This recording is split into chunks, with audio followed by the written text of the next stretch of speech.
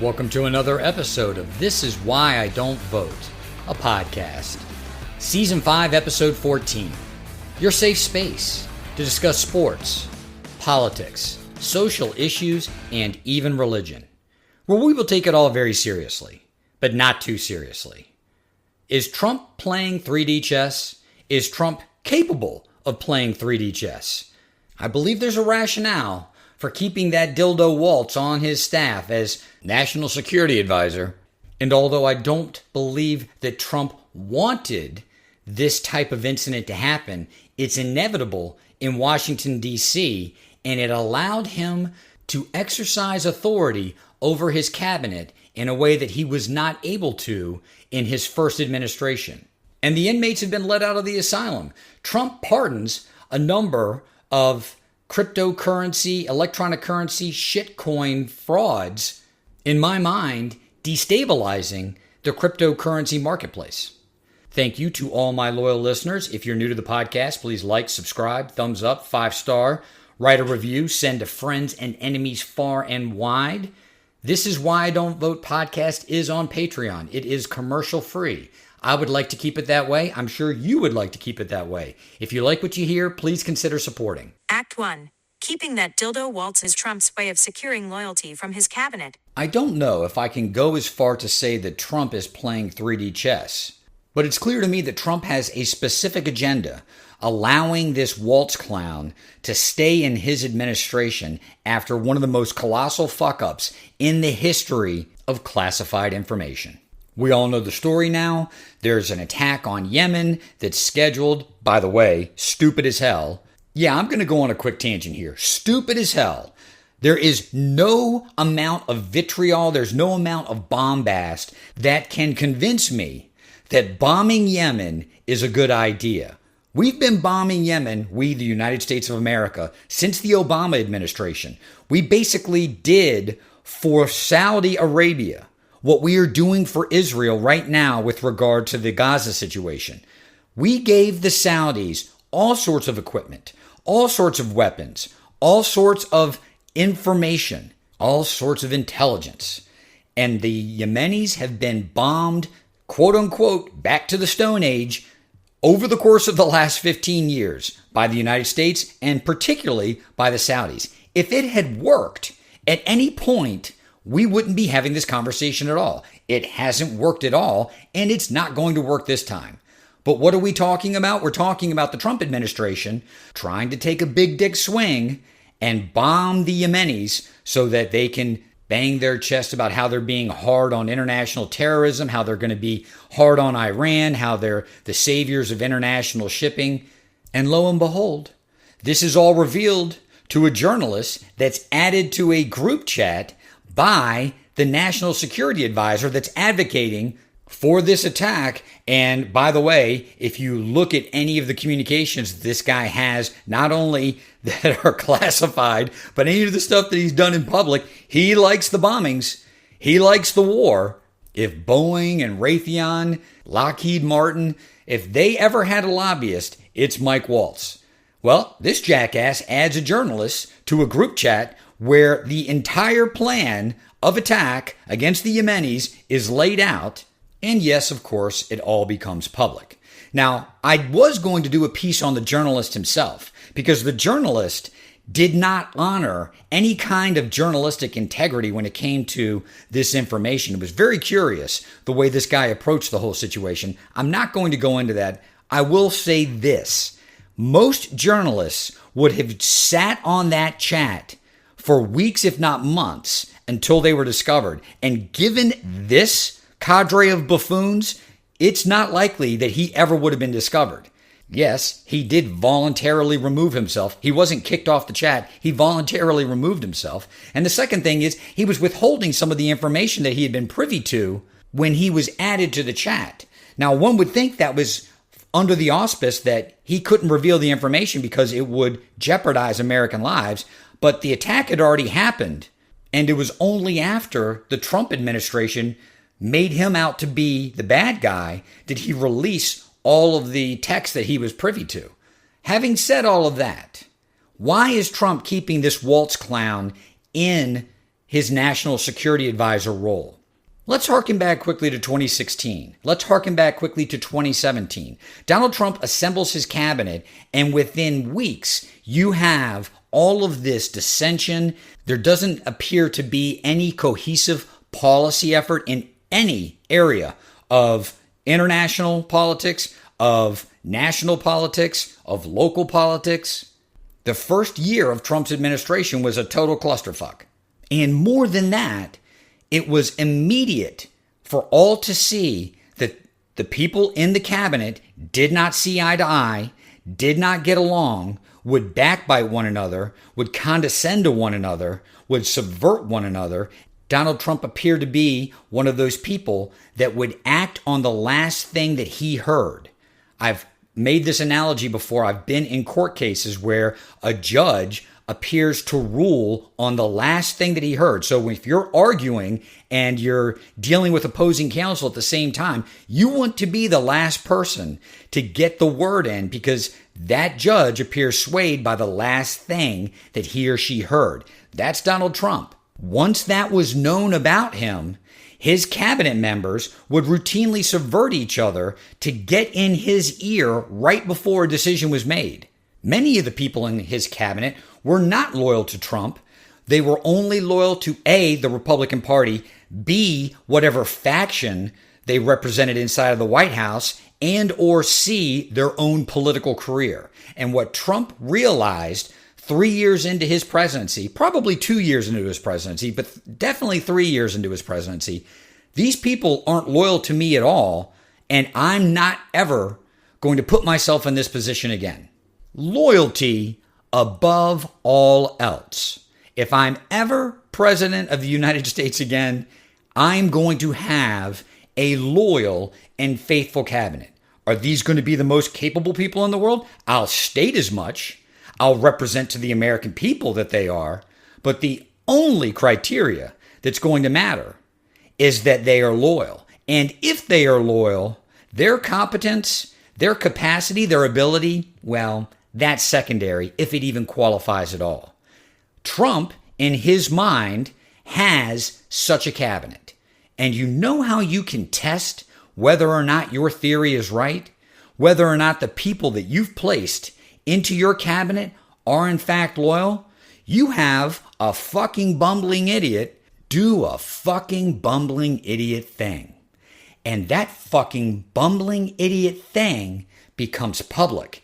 And then you parade the fucking bumbling idiot out before the public to defend the fucking bumbling idiot thing. And he looks like a fucking bumbling idiot. Is this now fodder for a resignation? For a firing? No, dear listener, no. It's the exact opposite. Now, you parade every one of your cabinet members out in front of the public and you tell them, go support the fucking bumbling idiot. Go represent to the American people, to the American Congress, to the world that everybody else is wrong and the fucking bumbling idiot is correct. And if you don't, you are going to draw my ire. What did we see, dear listener? What did we see? Each and every one of Trump's cabinet members went into public places, went into the halls of Congress, sat before some of the biggest journalistic outlets in this country, in the world, and they defended the fucking bumbling idiot. They demonstrated loyalty. I've read articles in the New York Times, in the Washington Post, Reuters. I've seen stuff on social media. No one is picking up on the fact that this is just Trump throwing his dick out on the table and saying, this is how it's going to go. And you're either going to be loyal to me or you're not. You may see with your eyes a 3.5-inch dick, but I want you to go out and parade around in public and tell people that it's 9 inches. And the people may laugh. They may mock you. They may ridicule you. But you're going to stand there before them with a straight face and you're going to say 10 inches. And that's exactly what his cabinet has done.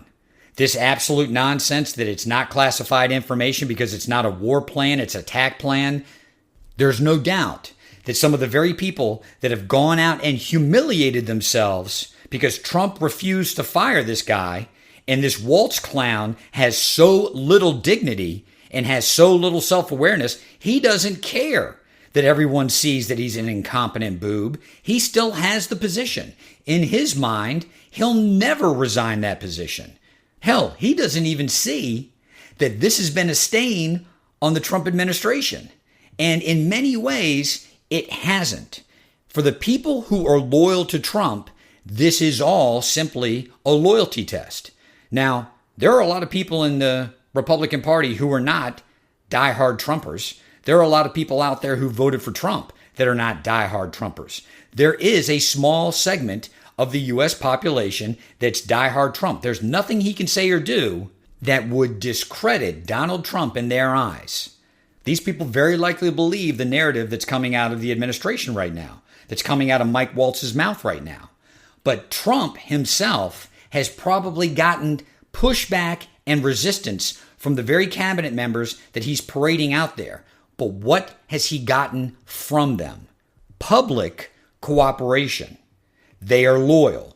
As much as this incident has been a black mark on the Trump administration, it's exactly the kind of thing that Donald Trump was looking forward to because it's inevitable in Washington, D.C. These things happen. Now, do they happen to this degree, this level of buffoonery? No. But what did Trump want from his cabinet members? He didn't want high-level expertise. He didn't want the best and the brightest. He wanted the most loyal. And the most loyal have proven themselves over the course of the last couple of weeks. Again, is it 3D chess? Not really. But is it the exact thing that Trump wanted early on in his administration to identify whether or not the people that he had chosen would stay loyal to him, stay loyal to his edicts, no matter what? The proof is right there in front of our faces. It's a resounding yes. These people are loyal, and they are loyal to a fault. Act 2, the prison doors open at Arkham Asylum. The world has been embroiled with the talk of tariffs, Liberation Day as Trump calls it, and yet something flew under the radar this week that not a lot of people have been reporting on, not the legacy media, not even independent journalists. But I did catch a piece on it that there was a slew of additional pardons that Trump made centered on financial crimes, namely crimes in the blockchain, the electronic currency space. That's right, these are your meme coin perpetrators, or as people now are rightfully calling it, shitcoin perpetrators. Trump pardoned a whole slew of these people who were guilty. Guilty. And frankly, there doesn't appear to be any rationale other than these people, several of them at the 11th hour, late in the campaign that Trump was running in October and November, pledged significant financial support towards Trump, whether it be individually or through organizations that they still had some say or control in. And Trump turned around and pardoned them. And in the few questions that he answered in this regard, he said basically, these people were prosecuted because they supported me. Does the timeline match up with such a statement? No, it doesn't. Many of these people had already been found guilty and were serving time when they declared their support for Donald Trump. I've seen some people stomping their feet, decrying this as some sort of destruction of the criminal justice system, that it's now all being flushed down the toilet. I want to be clear. I think that the presidential pardon is one of the dumbest fucking things that we have in the U.S. Constitution. It's literally in the Constitution because people were fighting over whether or not the executive branch had the requisite amount of authority. And although we've been taught that the Continental Congress was the most enlightened gathering of human beings ever in the course of human history, what's funny is that many of those people still loved the concept of a king. This pardon power that's in the U.S. Constitution for the president is the power of a king. I can unilaterally and with the wave of a magic wand pardon anyone that I want to. I can commute any sentence that I want to. The president has this unquestioned authority, and it doesn't make a lot of sense, and no president has used it magnanimously. The presidential pardon has always been a partisan political shit show. So the fact that Trump has gone out and pardoned the people that he pardoned, I did a piece on Joe Biden doing as much for his son. It's never been, as sometimes the media has tried to portray it, this opportunity for the president to right all of these wrongs. It's generally so that presidents can pardon people that either are closely aligned with the president, who've done some terrible shit, or who are closely aligned with people who the president relies on for what? For money, for political support. The point of this piece is not to decry the presidential pardon power. It's stupid, and it's always going to be wielded clumsily. The point of this piece is how these pardons in particular are going to affect this whole Bitcoin, electronic currency, blockchain universe. I read an article probably about 2 weeks ago, and this has been flowing. It's been in my orbit for a while. I didn't know how I was going to incorporate it into one of my segments, and Trump, with these most recent pardons, has given me the platform to introduce this. I believe it was the Winklevoss brothers, the twins, that were part of the launch of Facebook. They've been instrumental as investors in a lot of these new technologies. They are heavily invested in Bitcoin and electronic currencies. They were decrying all of these shitcoin pump and dumps because they were concerned about how it would affect the overall crypto market, how it would affect people like me, people like you, dear listener, ever investing in some of these new cryptocurrencies, because the only thing that we ever hear about cryptocurrency is that it's basically penny stocks for the 21st century.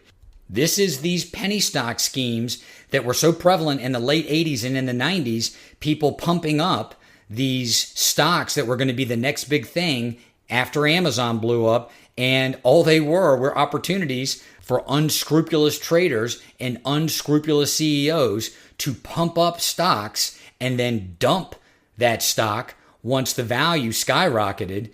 Wash, rinse, repeat. You're seeing the same thing today with these shit coins, these meme coins. The president of the United States did it. The first lady, Melania Trump, she had a shit coin, a meme coin, and she did the same thing, a pump and dump. As proponents of the power and the freedom of cryptocurrency, the Winklevoss twins were upset. I guess that's the best way to put it, expressing their displeasure at the lack of regulation around all of these shit coins. The fact that you can go and pump and dump one of these coins and there's going to be no consequences whatsoever. I did a segment on that girl, Haley Welsh. They call her the Hawk Tuah girl. One of the most obnoxious and obscene pump and dump schemes that I think I've ever seen. The woman was able to raise like $50 million in a matter of days and then turned around, and that entire shitcoin that she created, it's now not worth pennies. And it turns out that Trump publicly announces that she will not be prosecuted.